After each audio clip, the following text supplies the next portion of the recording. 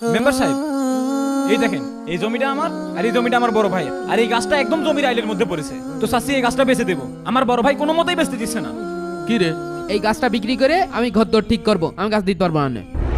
আমি মেম্বার স্বয়ং এখানে উপস্থিত আছি, আর তোরা দুই ভাই এখানে কামড়াকামড়ি করছিস, তাহলে আমার মান সম্মান বিলে কি থাকলো? আর তোরা যাচ্ছিস কোর্ট কাছারি করতে, যা কোর্ট কাছারি কর, আমার ডাকছিস কেন? হ্যাঁ, মেম্বার সাহেব, আপনি যত দ্রুত পারেন একটা সালিশের ব্যবস্থা করেন, নাহলে এটা সমাধান হবে না। আমি গেলাম এখন। আগামী পরশুদিন ইউনিয়ন পরিষদে সালিশ হবে, সকাল 10টার ভিতরে চলে আসবি। তুই আমার 15,000 টাকার ব্যবস্থা করে দে, বিচারের দিন সালিশ আমি তোর পক্ষে করে দিবানে। দেখি বিচারের দিন কি হয়।